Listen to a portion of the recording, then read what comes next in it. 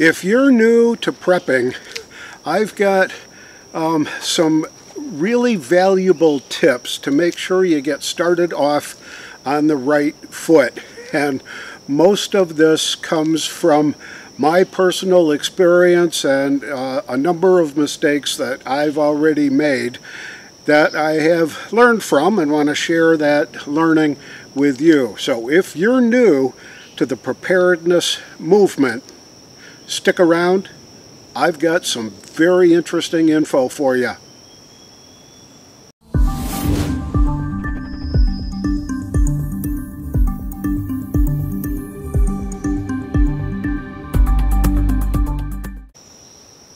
So in this video, I want to talk about the beginning pillars of preparedness.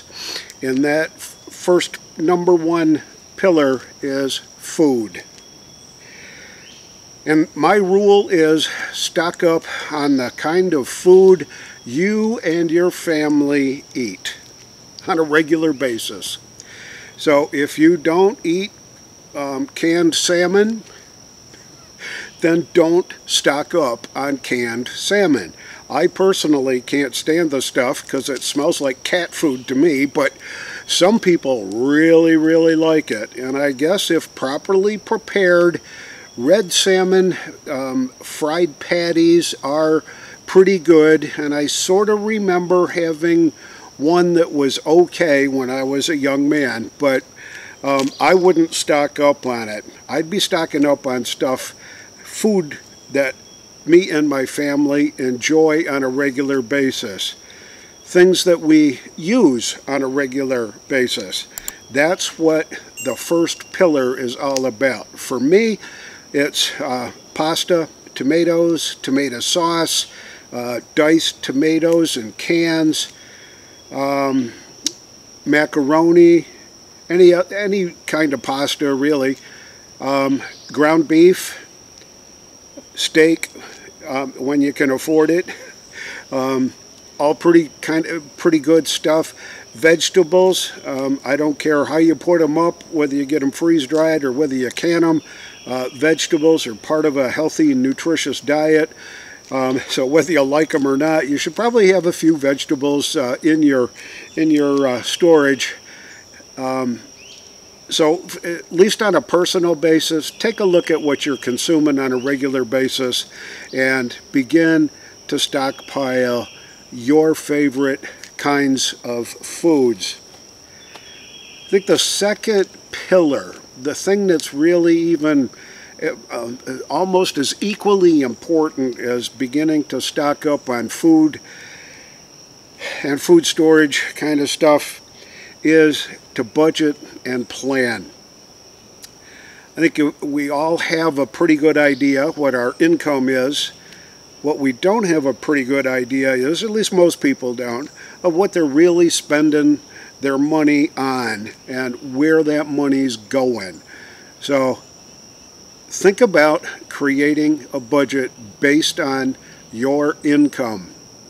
And if you're living paycheck to paycheck, you gotta examine what it is that you're spending your money on. So we got two pillars down. We got food and we've got your budget and your prepping plan now beginning to solidify. The third big pillar, I think, for most people is water. Now, the old saying is 3 seconds without air, or three minutes without air, 3 days without water, 3 weeks without food, that kind of thing. So when we're talking about water, we're talking about what you're going to need to maintain your health, keep yourself clean, keep your food, your dinner plates and all that kind of stuff, keep them clean. So you're going to need basically two kinds of water. You're going to need potable water and drinkable water. And you can start, if you're just getting started in preparedness, is to pick up a couple of flats every time you go to the grocery store. Get a flat of case of water in bottles. That'll provide a little bit of backup drinking water. If the grid was to go down, if the supermarkets all went out of business, at least you'd have a short supply of potable drinking water. Should also be considering ways to purify or filter and purify your water. Life straws, Berkey filters, that kind of a thing, where you can take water that you may be questionable about and filter it and basically get it ready to drink. The Berkey filters are absolutely wonderful for that, but they're pretty expensive, and it's one of those kind of prepping expenses that you really do have to plan for, because they're pretty expensive. So you may have to take a little bit every month and kind of set it aside in a special fund for your Berkey. If that's too much, then deal with making sure you've got extra bottled water, that you've got a life straw or two that you can use if you've got questionable water. So the second kind of water is what they call gray water. And the gray water that we get around here is from rainwater.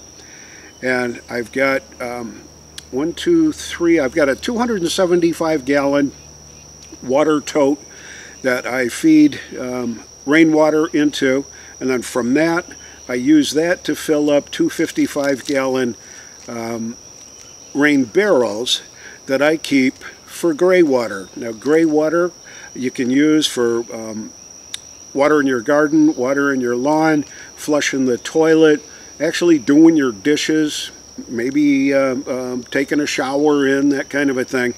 But it's not really fit for drinking. You can filter it, you can add bleach to it, you can throw it through a couple cycles in a Berkey, and yeah, you can probably turn it into potable water. But if it's coming off your roof, chances are you've got an asphalt roof, and there's bird poop on it, and there's all kinds of decaying matter in the eaves troughs, like leaves and twigs and dead bugs and all that kind of stuff. So just make sure you know what you're doing when it comes to trying to turn gray water into potable water. So that's the fourth thing. Certain resources are saying you need at least a gallon of water per day per person. I don't think that's enough. I think you need probably close to 2 gallons per person per day for hygiene, for bathing, for cleaning dishes, for drinking, making coffee, all that kind of stuff. Water, you go through a lot of water, so be prepared for that. There are those big plastic, I think they're 5 and 7 gallon plastic jugs that you can pick up at like Bass Pro Shops or hardware stores and this and that, that you can actually, they're safe for storing water in, and you can fill them up with your well water, your city water. And if your city water's been treated with all the chlorine and fluoride and all that, the water in that stuff will keep for a long time. I only switch mine out maybe once a year when I think of it. And if it goes for 18 months, it goes for 18 months.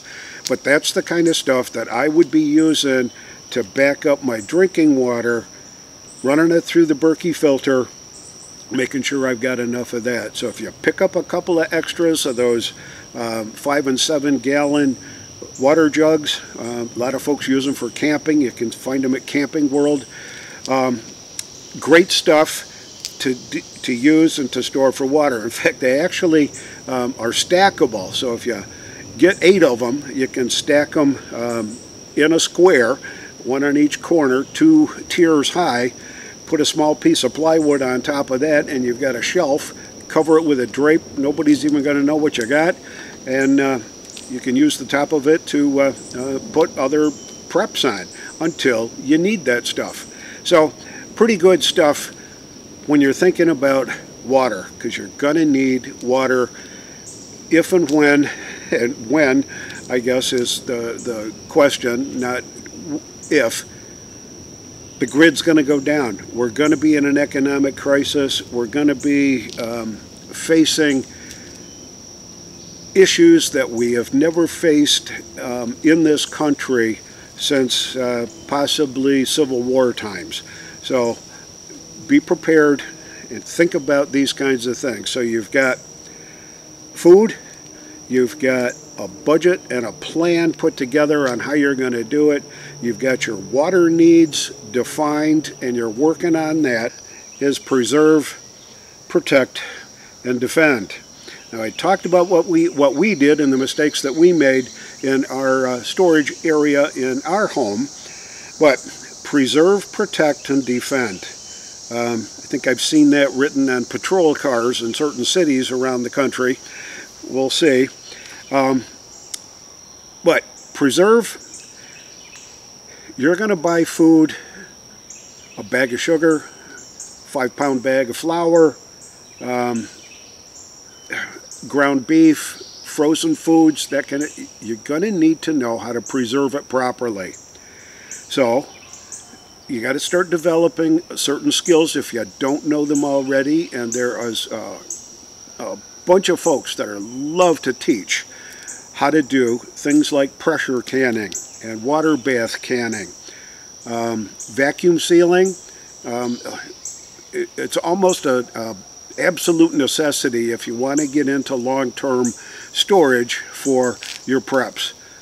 Storing things like macaroni and sugar and flour, rice and beans and things like that. Being able to vacuum seal them up in plastic bags, putting them in Mylar bags, what kind of containers they need to be put in, like buckets and that kind of thing. Very important that you know how to preserve your food properly.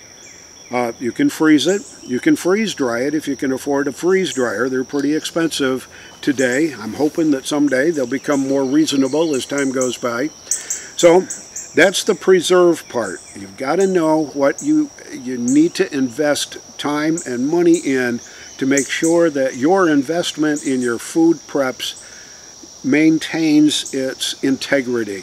So learn how to preserve. Protect. Make sure that where you're storing your food preps and all your backups is environmentally friendly, meaning that you don't have extremes in temperatures, that it's a fairly temperate kind of an environment so that there isn't any big temperature swings, because that can ruin food pretty darn quick. Make sure you've got enough room to store what you're planning to purchase over time. I've had to reevaluate and reconstruct and move things around to fit in more as our prepping plan got bigger and bigger. Make sure you've got easy access to it. The location, I think, is very important. You want to make sure that you can get to, it's an access kind of a thing. So if you're going to use that upstairs bedroom or that downstairs bedroom or that spare room that's down in your basement, make sure that you've got access to it. Make sure that other people that you don't want in there don't have access to it. And then that leads me to the defend part, which is the security for it. There's a house maybe a half a mile from here who has a ton of stuff. Tools and gardening equipment, rototillers and all that, in a 3-car garage that has glass doors. Now, I presume they're tempered glass, but he's not parking his vehicles in this building. It's a 3-car garage designed to put 3 cars in, but he's got it so full of gardening equipment, lawn mowers, rakes, rototillers, all kinds of storage stuff that's in there, paint and all that kind of stuff, but with glass doors. And anybody that's driving by can look inside and tell exactly what he's got. And there's been a rash of very unfortunate thefts in this particular area around here. and folks are complaining about their cars being broken into, their houses being broken into, and just folks wreaking havoc, stealing everything. There was a story in the news just the other day where a lawn maintenance company had parked their service truck near a job site, you know, maybe in the next driveway over, whatever. It was maybe 100 yards away from the job site, and they walked over there with their lawnmowers and leaf blowers and were doing their thing, and while their truck was parked 100 yards away, somebody came in and stole all their backpack leaf blowers. There was five of them, I think, that were stolen out of their truck. This was just a couple days ago. So it's those kinds of things when desperate people find a weakness in your operational security. I would never have glass doors in a garage so that folks could actually look right in. I have covered the windows in my garage doors with non-see-through kind of coverings so that people can't look in. I can't look out either, but so that, be that as it may, nobody can look in to see what we're keeping in our garage. And the fifth thing to consider if you're new to the preparedness world is alternate forms of food preparation and cooking. Hopefully you have an interest in camping. I know that when our kids were little, my wife and I purchased a pop-up camper, and we went camping probably 80% of the weekends during the good weather. And I also used that little pop-up camper for when I went hunting, and we'd take it with us to the hunting camp and pop it up there, and it sort of kept me warm at night when it was in November and December in northern Pennsylvania, but it worked. Camping is a great kind of a thing. It first gives you an opportunity to get away from the hustle and bustle of everyday life, gives you a chance to commune with nature a little bit, and it gives you a chance to test your skills. I'm surprised at how many people really don't know how to prepare food outside a microwave. You know, they get Hot Pockets, or they get whatever it is, and they stick it in the microwave and push a couple of buttons and their dinner's ready and off they go. Try to get somebody to make a casserole in a Dutch oven on an open fire, they'd be totally lost. So I'm thinking that the skill development as far as cooking alternatives go, but an investment in the tools for alternate forms of food preparation and cooking. Things like a Weber kettle. Even the small little Weber kettles and the charcoal briquettes, absolutely wonderful way to cook up all kinds of different kind of food. You can do chicken on there, you can do burgers with a right kind of a griddle, you can make pancakes and bacon and you name it. I've done all that kind of stuff, and it turns out fairly efficient with a Weber kettle.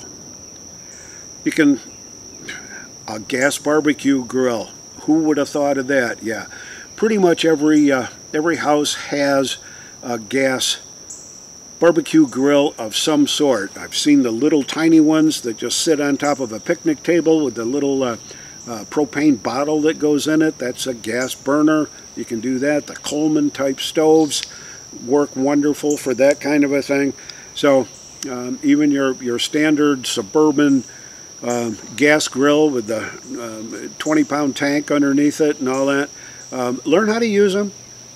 Absolutely wonderful way as an alternative cooking method if your grid goes down and you don't have electricity to power your microwaves, to power your stoves, that kind of a thing. So learn how to use them.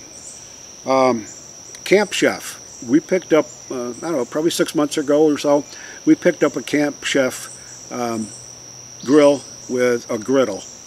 and absolutely wonderful. Very portable, very easy to use, super easy to get heated up to the right temperature for whatever kind of food you're cooking, and pretty darn efficient when it comes to the utilization of propane gas. Good investment. Look into it for your intermediate steps beyond prepping in that. You can do sun ovens. I found them prohibitively expensive. I've looked into ways to kind of build your own with, boxes and aluminum foil and stuff like that. They just don't look sturdy enough to be 100% dependable for me. So, but can you cook on an open fire other than maybe making s'mores, doing a marshmallow on a stick or a hot dog on a stick?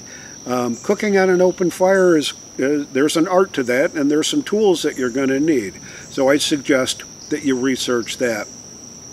So if you're new to prepping, hopefully you found some of these tips valuable, that you could take them home, write them down, put them to use, think about it a little bit, and I'd certainly love to entertain any questions that you've got in the comments below.